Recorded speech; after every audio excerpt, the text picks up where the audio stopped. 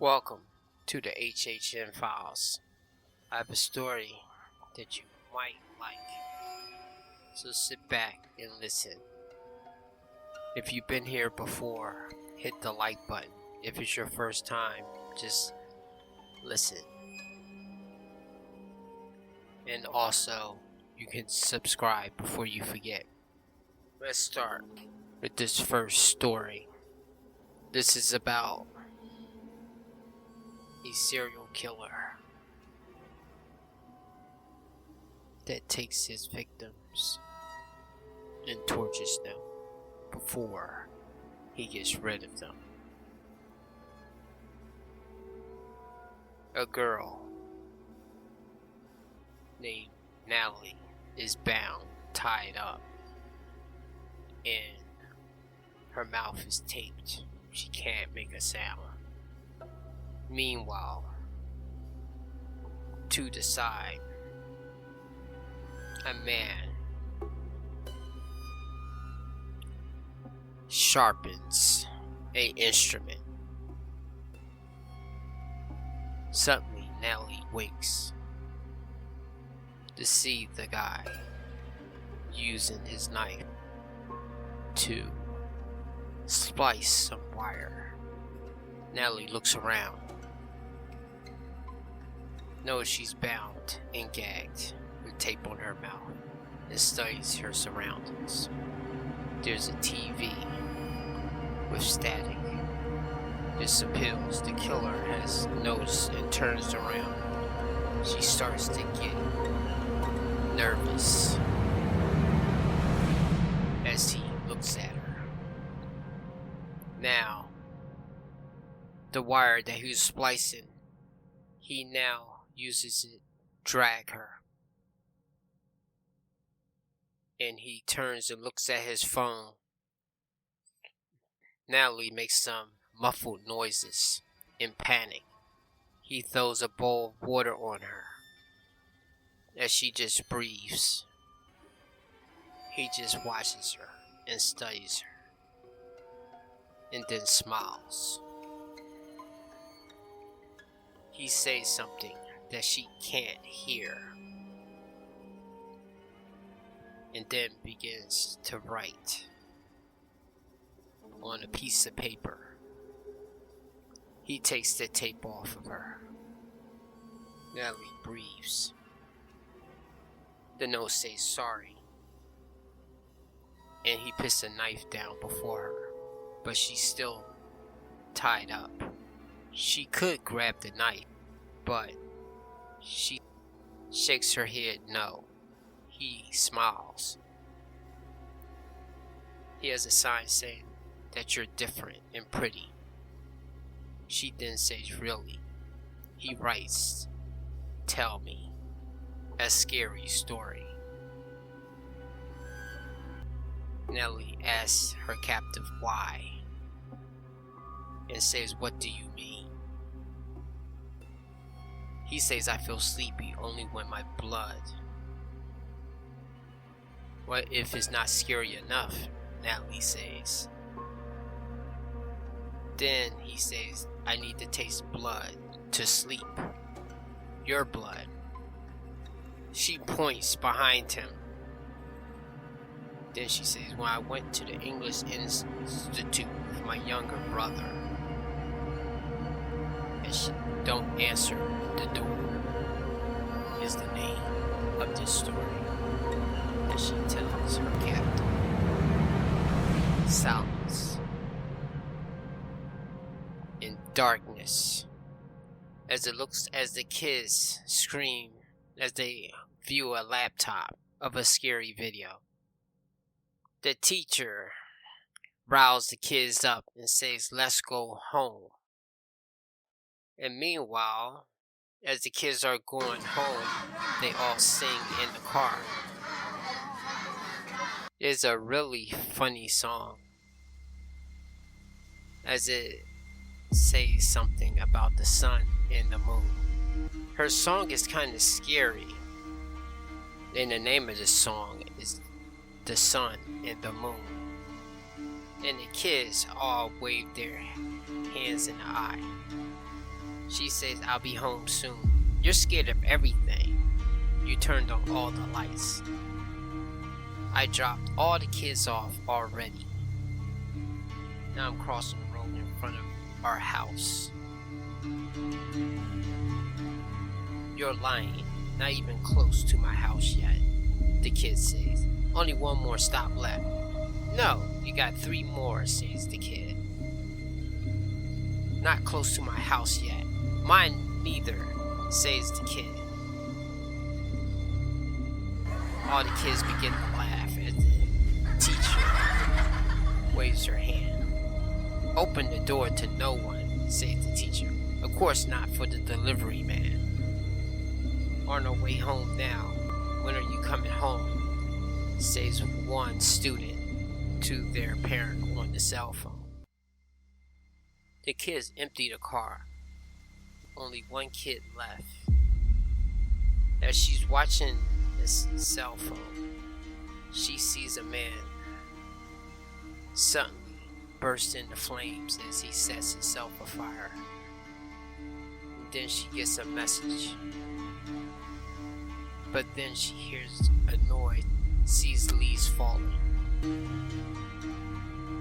and she smiles as she sees kids reunite with their parents. Then the teacher makes a weird sound as they say, let's go. Now, the girl and her brother are at the door, and he's pushing the password, but it won't work. The teacher tells him to hurry with the password as they both come in, as the glass door slides behind them as they walk. They're on the elevator and they're on the 6th floor as they get out. It seems they need a code to move throughout this building. Meanwhile, the teacher is looking at them while they are trying to use the code to get in as it starts to get dark. Then she says bye as the teacher looks at them oddly as the kids seep into the door. The teacher steps back into the door. For some reason, the hallway is unusually dark. The kids play amongst themselves as they eat, and the brother sits on top of the table. His sister just looks at him, and she said, you know what it is? You always try weird stuff, says the sister. And the brother puts on a wig. The 2 kids are now watching a scary movie, or rather, a funny movie. As time passes and it gets later and later. Attack the knee. I told you I got it. Wait your turn. Push this one. Let's go, says the kids as they argue among themselves. But then, the doorbell rings. No, the phone. Mom calls them. I'm leaving now. You enjoyed the pizza? Yes, hurry home, says the brother. Yes, let me talk.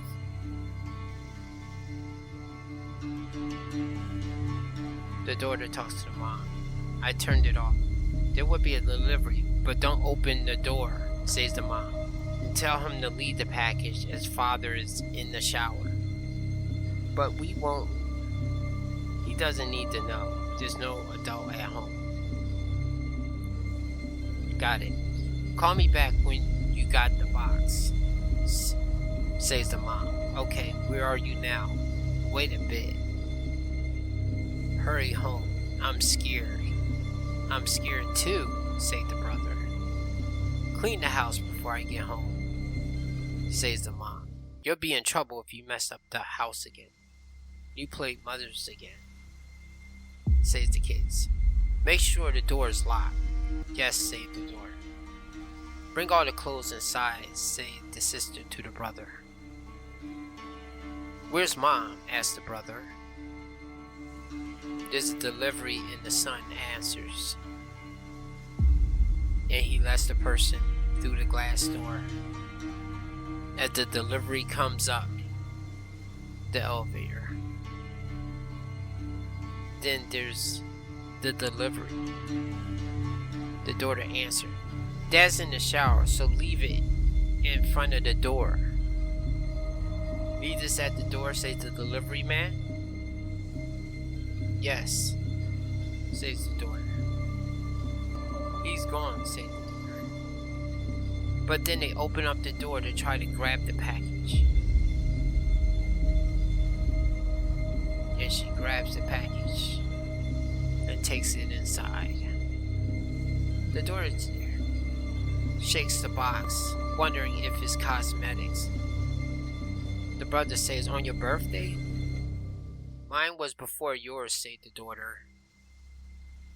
Then when can calling Mom?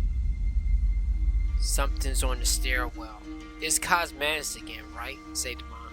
Oh, no. I told you the lock is not working well. Go make sure it's locked, say the daughter. The daughter goes to check the door as the lights blink, and then stops abruptly to notice the door is slightly ajar as the lights flicker on and off. She reaches for the doorknob hesitantly as the door gets grabbed open by a guy with a mysterious face. As she tries to close the door with all her might, but the guy rips the door open. As she runs, the guy tries to grab her. She looks at her brother, who just stands there stunned, as the man starts to chase them both with an insane look on his face. She barely manages to get into the one door and lock it. As the man starts to knock on the door, they step away slowly from the door, but a shadow moves behind them. What is it? Is he outside already? He's on the patio, outside the door. The man just stands there and glares. When I say run, says the door, we'll run outside. They step slowly back,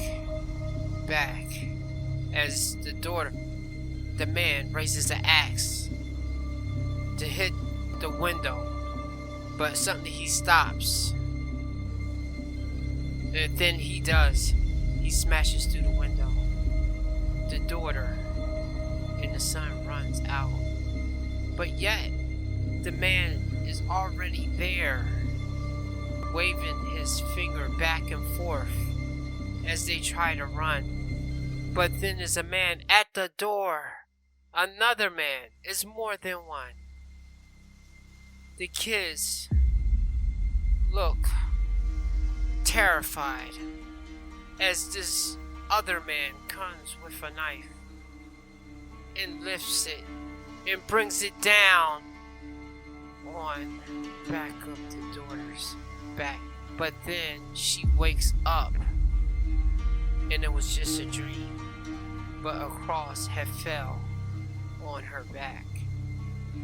She takes a sigh of relief and looks to the side, and then turns off the TV. She walks through the hall. Obviously she had just fell asleep in the living room. But where's her brother? Her brother is sleeping. As she comes out the restroom, she looks down the hall, and then she looks down the other hall and knows the window is open, and it's raining. She walks slowly toward the patio door as she assumes to close it, but notices something. The man is not a dream after all. He's in the house, frozen, just looking at her. What will he do? Can she escape? And he peeks his head around the foliage. She creeps around the corner, keeping her eyes on him, and backs into the bedroom and picks up the cell phone. Reimagined. Her brother is still asleep. She tried to break her brother up. She tells her brother Moon to sleep in his room. Mom, she's at the parking lot. She's coming with Dad. Really, says the daughter. Yes, so be a good boy, she said, and get up. She tries to get her brother to safety, but is the man still there?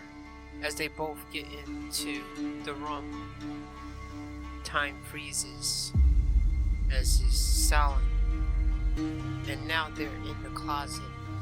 Listen, a thief's in the house, really, says the daughter. So we'll hide here, says the daughter. The son says, shall we fight?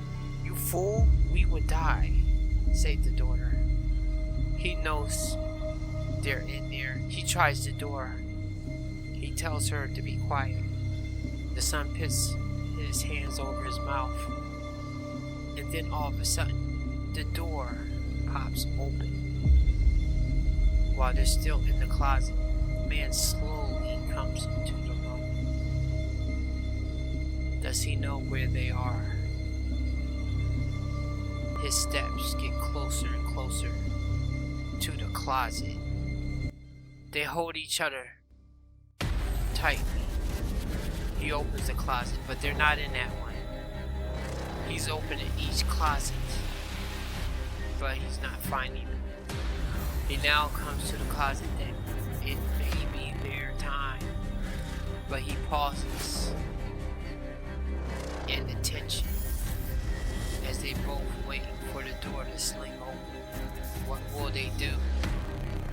She tries to see through the corner, and he puts his eye at the corner, and the daughter jumps back. The brother says, sis.